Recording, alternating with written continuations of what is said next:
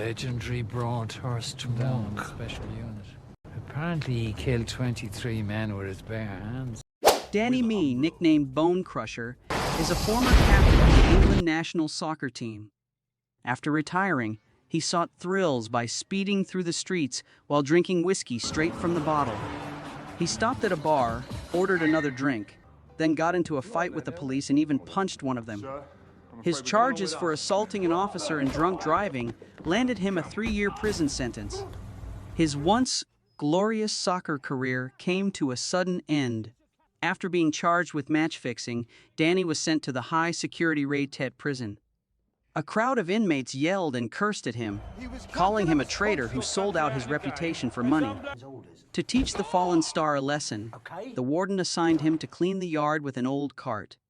His duties included collecting feces wrapped in newspapers, dirty trash thrown out by other prisoners from their cell windows.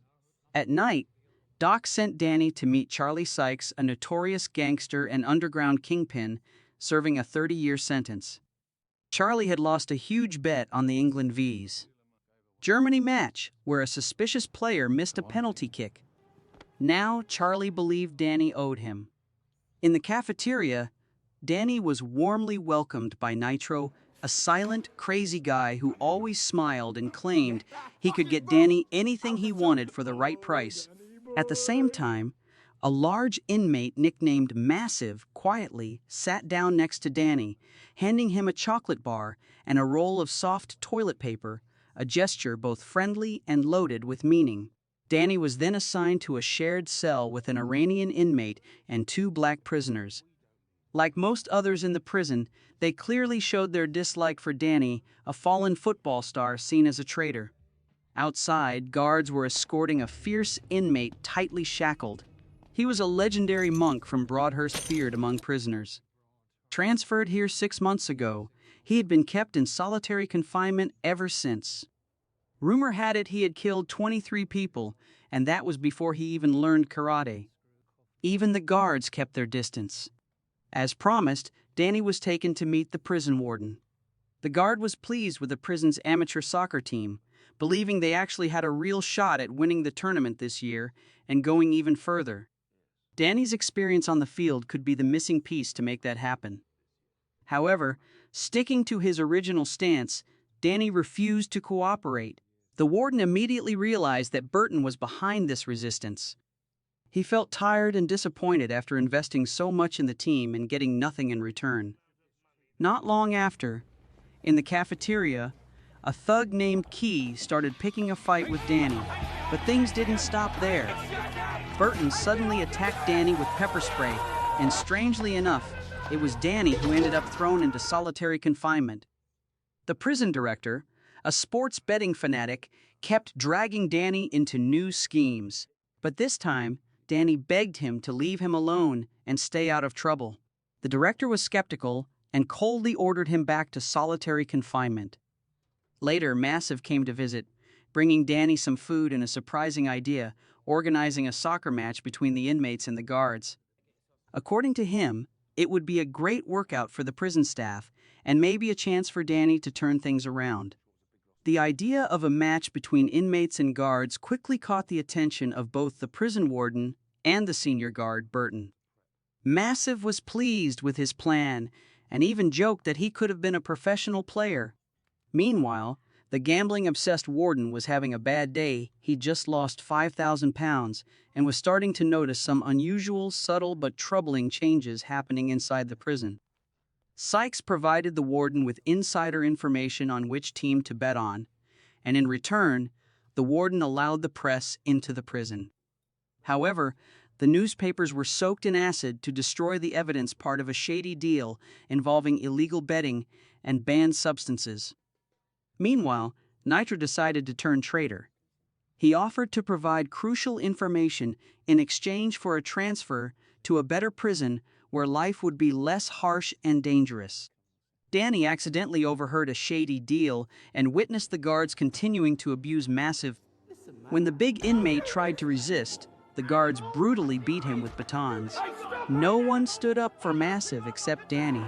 He stepped in and was immediately subdued and thrown into solitary confinement. However, Massive quietly showed his appreciation. He gave Danny a rubber ball to help keep him sane during isolation. Even in solitary confinement, Danny was still a valuable prisoner and they knew it. After some time in solitary confinement, Danny was finally released and brought back to the training yard. There, a group of black inmates greeted him, grateful that he had stood up to protect them. They were ready to join the team under his leadership. Danny and his manager began evaluating potential players based on their performance in daily activities.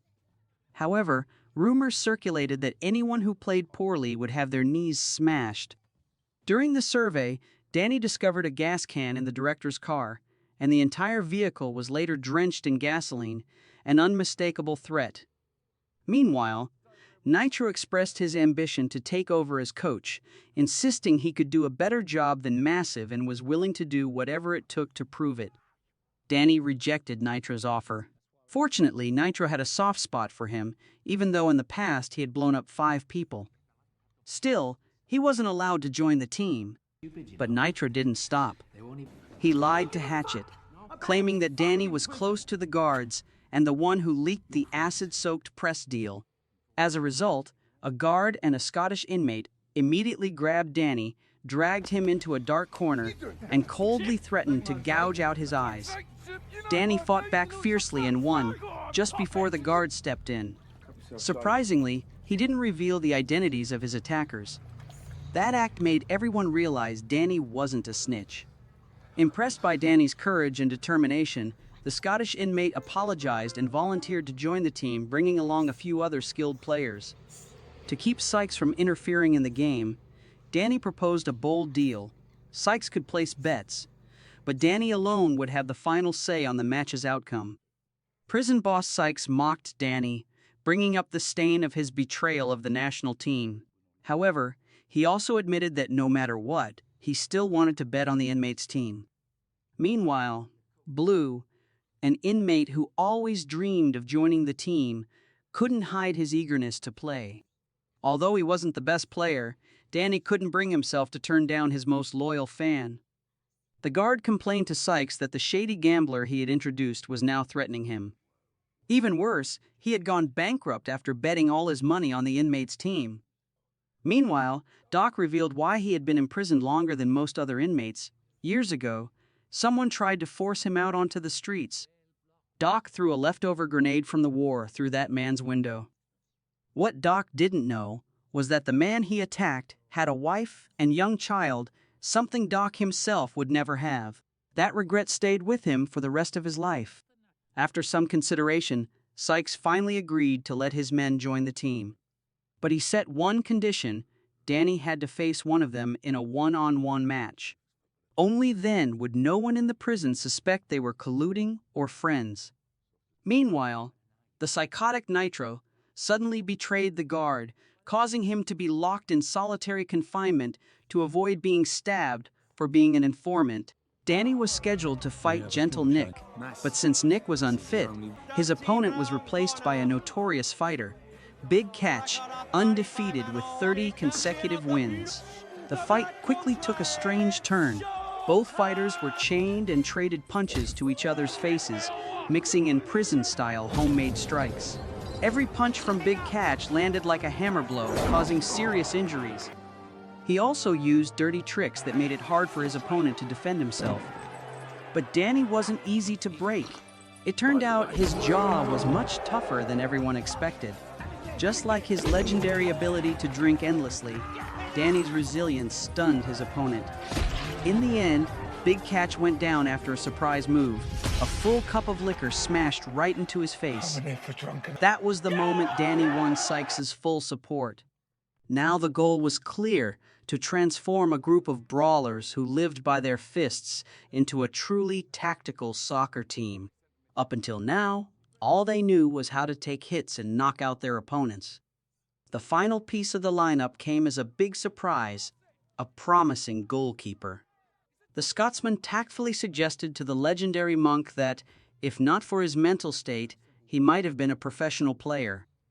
There were rumors spreading that the monk had once eaten human flesh, So, Sykes had to step in personally to negotiate and persuade the governor to release him from solitary confinement. In return, he offered to bet on the guards' team, a move that would make him a fortune if the plan succeeded. At first, the monk flat out refused to play, but once he learned the opponents were the guards, he immediately changed his mind and agreed to join. During a practice session, a guy with a mohawk hairstyle angered the monk. Without hesitation, the monk threw a punch that broke the guy's nose, then coldly declared it was just an accident. Afterward, Danny told Burton that his team was going to put on a real show. Both the prisoners and the guards started training seriously, fully aware of how important the upcoming match was. Sykes emphasized that the prisoners' team had to win because a lot of money was riding on this match. The Scotsman, the monk, and Blue Tea began training the prisoners using a series of dirty tricks to use against the guards. Eagerly volunteering as a demonstration model, Blue Tea had no idea there were 23 moves in the training routine. He almost didn't make it through the session. Meanwhile, Hatchet cornered Nitro against the wall, threatening him. If he didn't do something to deal with Danny, he'd be sent back to the general population where someone would surely kill him. Nitro began secretly making a bomb. At the same time, the warden's secretary, who was developing feelings for Danny, quietly gave him videos of the guards' previous matches along with their personal files. In return, Danny paid her. Using this information, the inmates held a meeting to analyze the guards' weaknesses. However, Nitro secretly hid a bomb in Danny's locker. Later, Danny received a transfer notice. He thought he was being moved to a better prison, but in reality, they were sending him to the prison's mental ward. He knew he wouldn't be coming back. The inmates said their goodbyes to Doc, and one of them told him that maybe he had finally redeemed his past mistakes. Danny diligently polished his shoes, getting ready for the big game. The whole prison gathered, cheering loudly for his team. Burton warned the guards not to fall into the inmates' trap.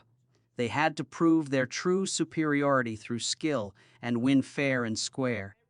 Danny gathered his team and told them if they win, this would be a moment they'd remember for the rest of their lives.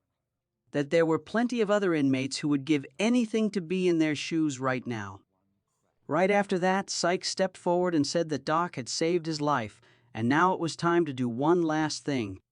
He had paid for uniforms for the whole team to make sure everyone clearly understood what was happening on the field. 2 inmates took on the role of live commentators for the match. When both teams stepped onto the field, the Bone Crusher's uniforms looked striking and much more impressive. Danny told his teammates to avoid dirty tricks unless provoked.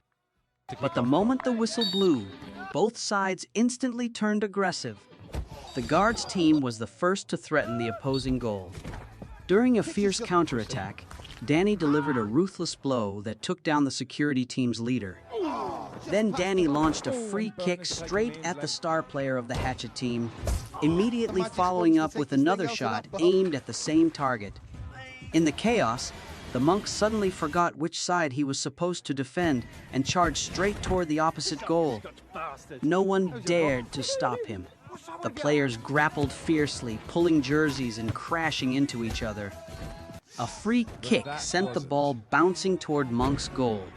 In that moment, the image of the monster in his imagination flared up, a wild creature sweeping away the entire opposing defense.